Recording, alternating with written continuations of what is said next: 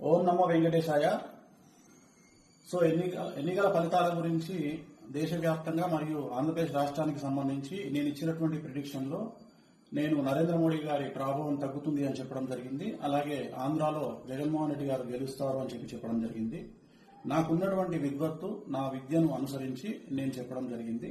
So నేను చెప్పిన దాంట్లో సెంట్రల్లో మోడీ ఆధిపత్యం అనేటువంటిది తగ్గింది, ఒకటి జరిగింది. రెండవది ఆంధ్రప్రదేశ్ లో జగన్మోహన్ రెడ్డి గెలుస్తాడు అని నేను చెప్పినటువంటి ప్రిడిక్షన్ తప్పింది. సో జనరల్ గా జాతకాన్ని బేస్ చేసుకుని మాత్రమే నేను చెప్పడం జరుగుతోంది.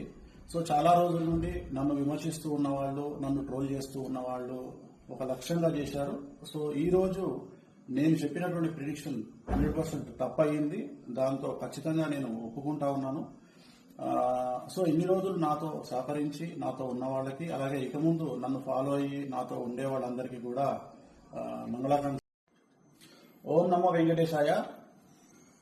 సో ఎన్నికల ఫలితాల గురించి దేశవ్యాప్తంగా మరియు ఆంధ్రప్రదేశ్ రాష్ట్రానికి సంబంధించి నేను ఇచ్చినటువంటి ప్రిడిక్షన్ లో నేను నరేంద్ర మోడీ గారి ప్రభావం తగ్గుతుంది అని చెప్పడం జరిగింది. అలాగే ఆంధ్రాలో జగన్మోహన్ రెడ్డి గారు గెలుస్తారు అని చెప్పడం జరిగింది.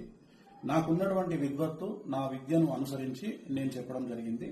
సో నేను చెప్పిన దాంట్లో సెంట్రల్లో మోడీ ఆధిపత్యం అనేటువంటిది తగ్గింది, ఒకటి జరిగింది. రెండవది ఆంధ్రప్రదేశ్ లో జగన్మోహన్ రెడ్డి గెలుస్తాడు అని నేను చెప్పినటువంటి ప్రిడిక్షన్ తప్పింది. సో జనరల్ గా జాతకాన్ని బేస్ చేసుకుని మాత్రమే నేను చెప్పడం జరుగుతోంది.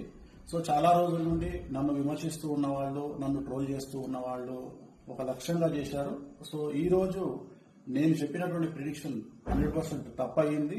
దాంతో ఖచ్చితంగా నేను ఒప్పుకుంటా ఉన్నాను.